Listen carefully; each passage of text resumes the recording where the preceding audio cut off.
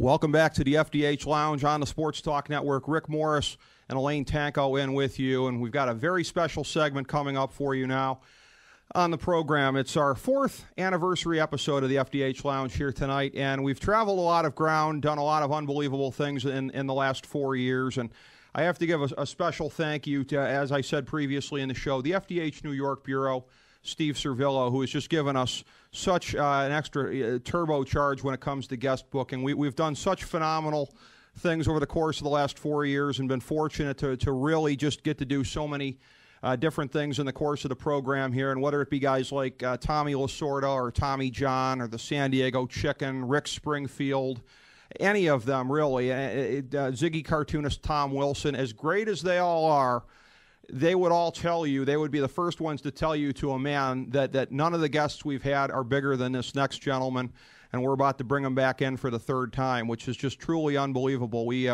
got the chance to have a conversation with him first in April of 2009 during the early part of his book tour, his promotion for his memoirs, Priceless Memories. Brought him back in September of 2009, kind of an impromptu basis. He had just guest hosted Monday Night Raw, and we expressed some interest in hearing him talk about that, and it was tremendous to get to hear that from him. So we've done it on 2 different occasions now. As I indicated before the break, we wanted to do it a 3rd time around the time of when his paperback came out. We knew that he might be out there working in a book circuit again for that, but it has sold so well it hasn't even gone to paperback yet. So we're really fortunate that we got him back where it's just a normal point in the book selling cycle for him, but he consented to come in and keynote our 4th anniversary show, and we're really grateful and really blessed that that's the case. A tremendous pleasure to get to say for the 3rd time, come on down to the FDH Lounge, Bob Barker. Bob, welcome to the program here tonight. Pleasure to have you, sir. How are you? And thank you for that great introduction, and I'm mighty proud to be with in the same introduction with the San Diego Chicken.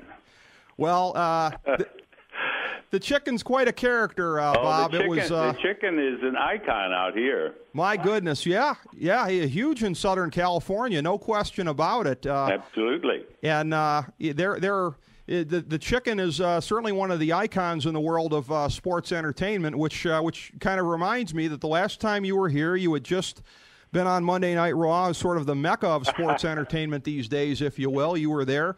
One of the developments that's happened since we saw you, a couple months later in December there, you got the Slammy Award from the WWE for Best Guest Host for the year 2009. So it was a chance to go back on, give a little bit of a talk, thank them for the award. I enjoyed getting to see you on the Slammy broadcast again. Why don't you let our listeners know about how that came about?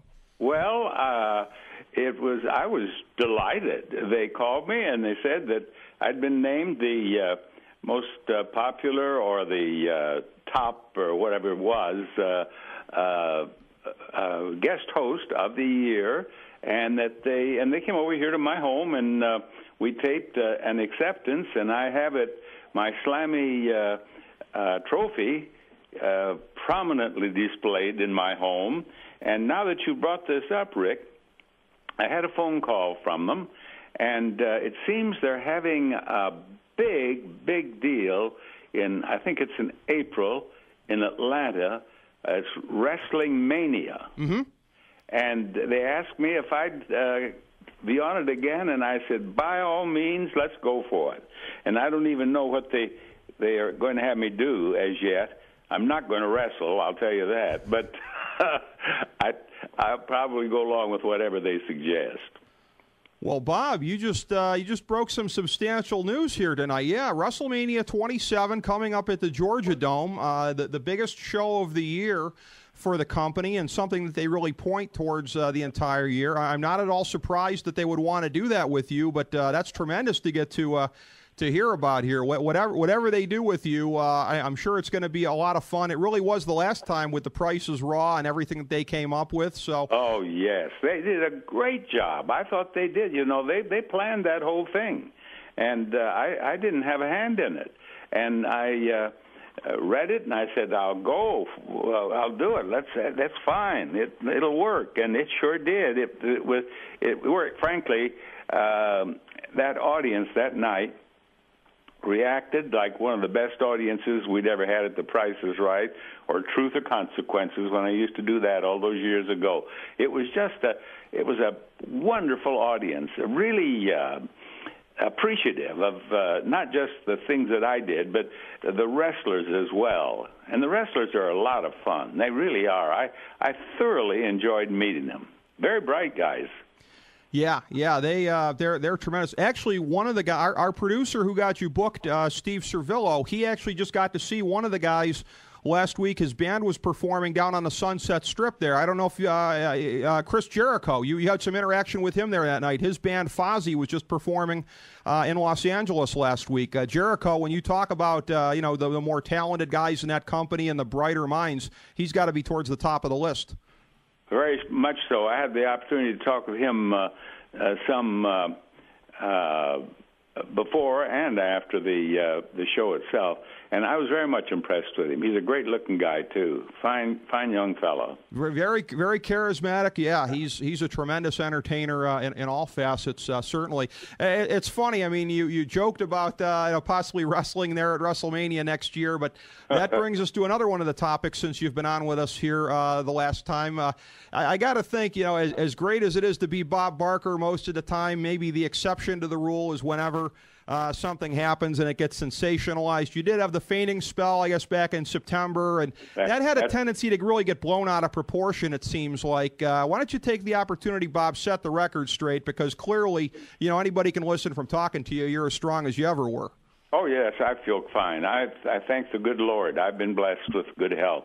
I went out to a shooting range, and I was given a new 38 revolver, and I went out to fire that, and with a friend of mine, with Roger Dobkowitz, who used to produce Price is Right, and it was a really hot day, and we had to wait, and finally, when we were ready to go, I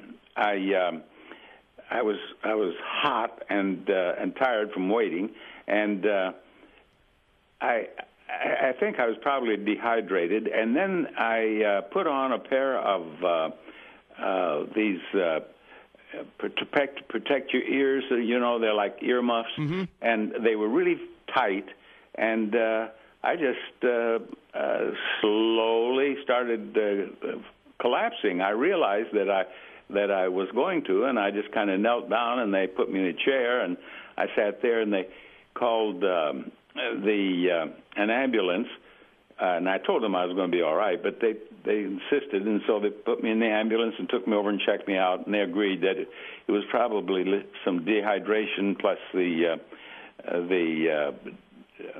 things on my ears kind of disoriented me, and I was fine that evening, as a matter of fact, but I was fine the next day. I was on my feet doing it. In fact, I worked out. So it was no big deal, but as they do a lot of things, they made a big deal of it. Exactly. Yeah, that's a silly thing. I'm glad you got a chance to set the record straight there, and I'd seen some public statements from you previously along the same lines, and certainly I know everybody's glad that that's the case. Another of the developments that have happened since we talked to you the last time here, actually was sort of twofold here. I understand that you've been involved both with an organization that you've dealt with a lot over the last couple of decades, PETA, and helping them establish a new office in Los Angeles, and then also the Sea Shepherd Conservation Society with the whaling fleet down by Argentina. Right. I bought a ship for Sea Shepherd and a helicopter and some other things, and they were kind enough to name this ship the Bob Barker. And it was all over Animal Planet all season, and it will be, and is again this season, the Bob Barker this and the Bob Barker that. And people ask me about it. I tell them, out here in Hollywood, there are a lot of fellows who have boats. A lot of them have boats. Some of them even have yachts. But I have a ship, the Bob Barker, and it is right now out on patrol. That's right. And last year they did a great job, had their best year. They're trying to sink the Japanese whalers economically. They're trying to keep them, just harassing them, trying to keep them from taking the whales and making it a big loser so far as money is concerned, and they have. And now the government has subsidized it, but even so, they think that in a matter of time and not too long, we'll just kind of put them out of business. I certainly hope so. Well, efforts like that would certainly go a long way towards contributing to it. I mean, it sounds very effective with what they've been able to do, and obviously with your charitable operations, clearly you're looking to get a bang for your buck wherever you can. It must feel very good to know that it's had that level of effectiveness. Oh, I am pleased. I really am. I was just so pleased to be associated with this in any way. I'd admired them for years, and when I learned that they needed a ship and the helicopter, they named the helicopter the Nancy Burnett, who's a dear friend of mine and the founder and president of United Activists for Animal Rights, and she loves it. We have worked together for years on a lot of animal projects, and having the helicopter named for her was well deserved. Oh, sure, yeah, that's got to be a big thrill to have something as a namesake that's really advancing the work that you want to do. I have to ask also, Bob, because you are one of the preeminent spokesmen in this country really on the subject of animal rights, and you're one of the people who most Americans would immediately think of and associate on that subject. I'd like to get your thoughts on the comeback of Michael Vick to the NFL and the way that he's been received. I believe, coincidentally, the first time we had you on the show, I think that was the day that he was first released from the halfway house and made it back into society. When we had you on the show the second time, he had just started as a backup for Philadelphia last year as he re-entered the NFL. And you're hearing a lot of talk now on the one hand that he's been out there and doing some PSAs and doing some awareness work on dog fighting and about the ills of it and about how people should stay away from it. On the other hand, it's a pretty horrific track record of everything that went down with the dog fighting, very graphic things of that nature and things that probably compare to some of the different subjects that you've seen as far as animals being tested. I mean, the dog fighting probably compares to just about anything on a level of cruelty. So I'd just like to get your thoughts on this subject here with Michael Vick coming back, and if you think it's been a positive the way that it's been able to be portrayed in the last year or two. No, I don't see anything positive about it at all. You used the word horrific, and that's exactly what it was. He did just bestial things to these animals. He killed them himself, and I have read, and he just treated them terribly. And for him to come back and succeed as well as he has, he's played good football, is one thing. But I am no admirer of Michael Vick's. And I am not a great admirer of the Humane Society of the United States, which took him under its wing and helped him get some good publicity. And I think it's my opinion, and I have a right to an opinion, I think they did it for publicity and hopefully would help their contributions.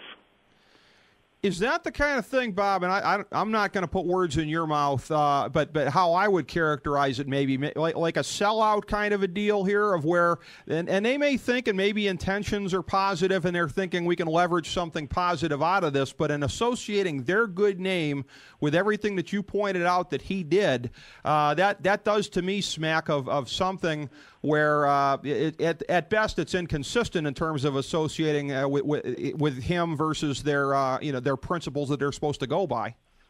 Inconsistent is an understatement. I know one animal rights activist after another who is shocked that they did it. But they did it, and so be it. But I do not work with them, and they've asked me time after time to participate with them, and I won't do it. And after this, I certainly won't. Sure, yeah. I mean, why would you start after something like this? I mean, that. Yeah, the things about there too. A lot of the people don't really understand everything that happened. I'm pretty sure that somebody like you, Bob, would have immersed yourself in this. For a lot of the people that just kind of speak kind of vaguely about things that were done to the dogs or whatever, I mean, the actual record, and you picked up on me using the word horrific, the actual record of what happened with the dogs, the electrocutions, the beatings, everything that went along with that, it's one of these things where I don't think he would have the degree of popularity that he's been able to regain if these things were known to more people. Well, I think that in a way, the only thing positive that came out of this whole reprehensible situation is that dogfighting was all over the newspapers and on television for a while. And dogfighting, there's probably some dogfighting in every state in the Union. Some states have more of it than others. But dogfighting is rampant. And it is illegal in many states, of course. And he brought this to the public's attention. And I understand that enforcement agencies received more tips on dogfighting after the Michael Dick tragedy than they had ever had before, and also made more arrests, and there have been more fines and more imprisonments than ever before. So it worked in a positive way in that regard. But what he did and what all dog fighters do to these dogs is just terrible. And the poor, many of them, they can't even place them in homes because they're absolutely destroyed mentally. And people who enjoy dog fighting, I just cannot understand. I cannot understand them, nor do I want to or be associated with them in any way. No, you've got to be really missing the decency gene if you're going to be wanting to gamble on that and really want to partake of that in that way. On a subject of a more positive celebrity, certainly here, as I say, it was a coincidence that the first time we had you on that Michael Vick was in the news for coming out of the halfway house. It's a coincidence that the third time we have you on, one of your fellow longtime cohorts in daytime television himself has announced his retirement. Regis Philbin, of course, announcing that on his program today. So, yeah, that's right. I heard that Regis is retiring. Yeah, he is. And that kind of leads me to a question, Bob, as somebody who, I mean, you kept going a little bit longer, a little bit further than he did, but relatively close in age to where he decided to retire. If you could just walk us through, what it must have been like for him, the thought process, pros and cons, things that you're looking at that stage of your life when you decide that you want to move on to other things past the TV show that you're so associated with. Well, first of all, I have nothing but sympathy for anyone who does not like his work, or he does not want to go to the office every day, or he doesn't want to go to the job every day.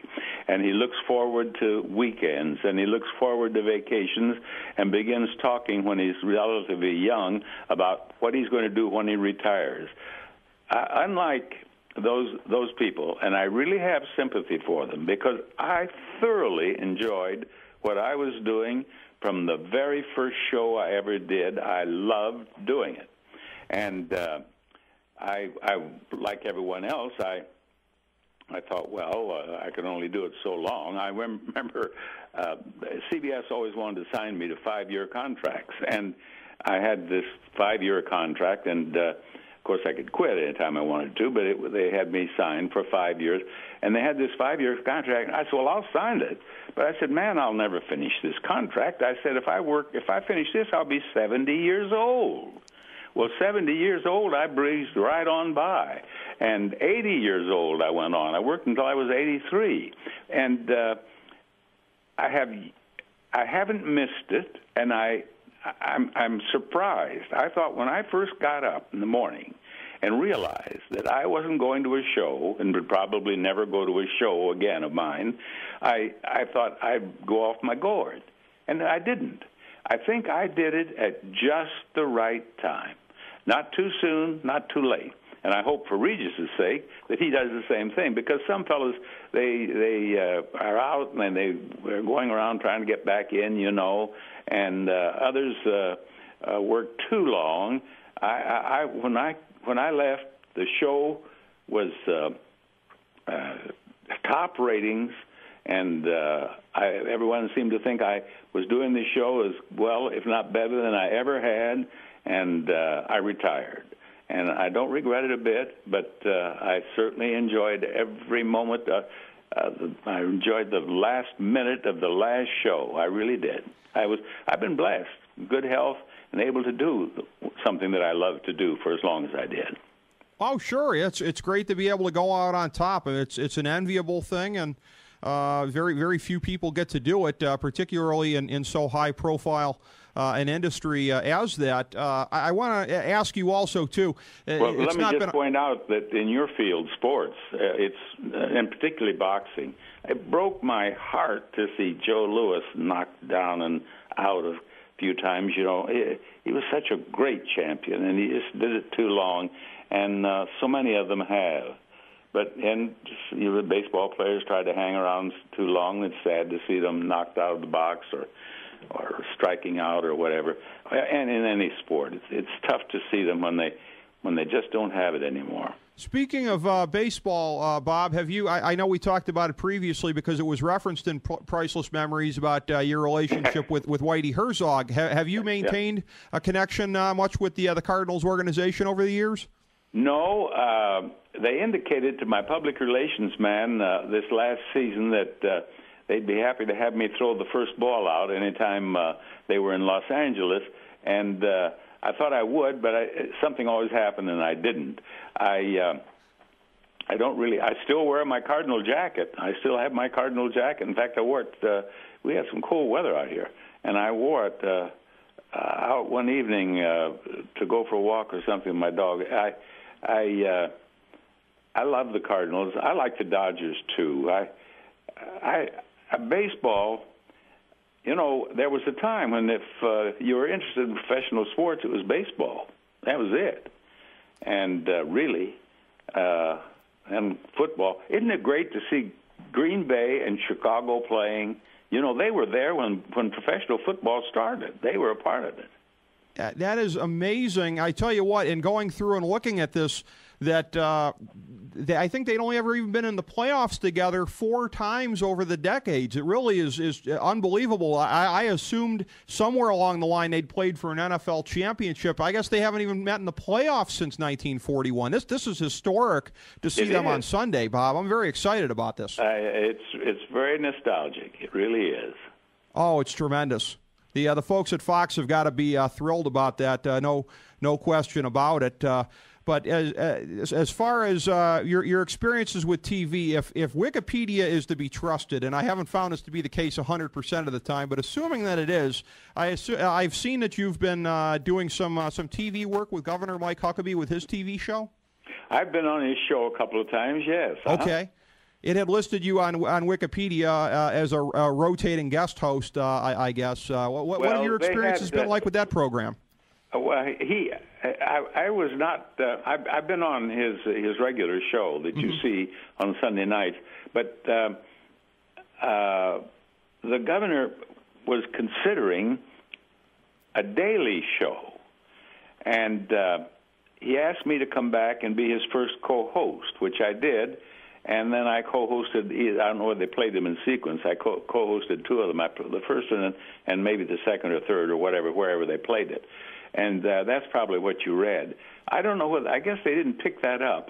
I don't think that he's doing a daytime show now. Okay. But I did it and was quite impressed with him. He does a good job, too. I mean, on television. He's a good host.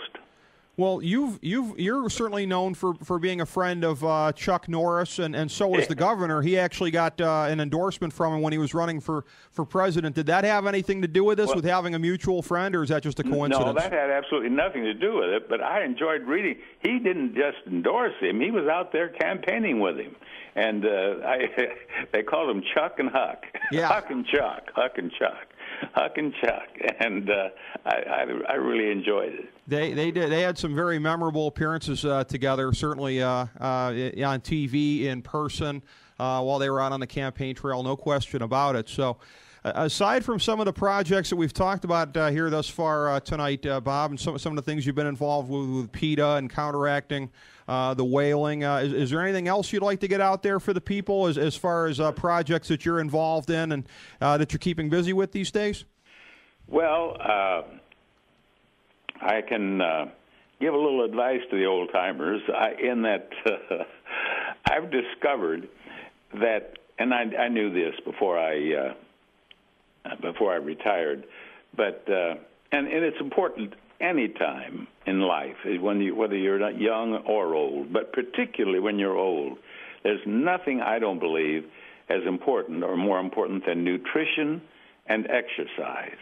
And I keep moving. I get up in the morning and I really work out. And I don't do as much as I did when I was into karate. I don't get out and do the jumping kicks and so on. But I do work out. And if you're considering retiring, or if you're retired, I remember I was told years ago, I was told to keep stretched out, that if you don't stay stretched out, then you see people, older people, kind of hunched over and shuffling, and you have to be stretched out to do karate or you hurt yourself.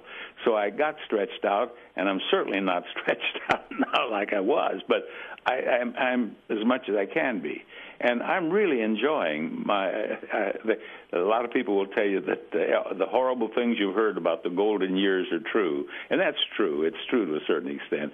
But I'm thoroughly enjoying. I'm 87 now, and I'm still enjoying every day, and I work every day and have fun every day. And but as I say, I've been blessed. My genes are right or something, because the good Lord has smiled on me in many ways, but certainly as far as health is concerned. Absolutely, and it's that foundation really that's kind of carrying you forward, isn't it? Because it sounds like you've really worked and prepared for this phase of life here, for the challenges that are going to hit you. Things would probably be a lot different had you not put in the karate and all the other exercise over the years. But at this point, with the foundation you've set for yourself, there's no reason it sounds like you can't continue to be in good health.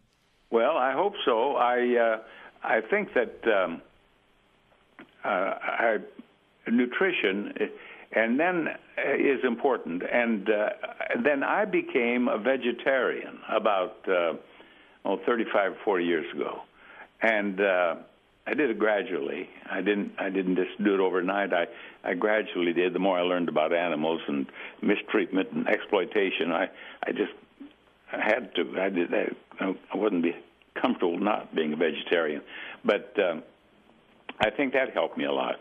That vegetarian diet it works miracles, and I think that I don't think I would have worked as long if I hadn't become a vegetarian, and if I hadn't met Chuck Norris, because I had played basketball all my life. I'd played basketball in high school and college, and I played basketball in the Navy. But when I got out of the Navy, I played golf, but golf isn't really a lot of exercise, and particularly when you're riding around with friends in a car. But and I swam, but I just swam to cool off.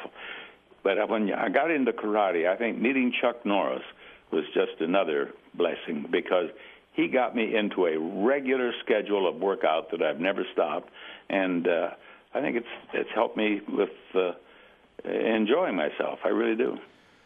Well, that's tremendous that he's been able to help you lay down that kind of foundation, and certainly on behalf of all of your fans, we're very blessed that you continue to stay in good health. I would like to note here in the course of talking to you tonight, Bob, this was something that was suggested to me by our FDH New York Bureau, our senior producer, Steve Servillo, who got the booking each time we had you on the program here. He suggested this, and I agreed wholeheartedly that this program we started 4 years ago, we are an ensemble here. We refer to ourselves in this ensemble as the dignitaries of the FDH Lounge. We haven't done this previously, but this merits doing it here tonight for the 4th anniversary, Bob, and to thank you for coming in, having a great conversation with us, and keynoting this here tonight.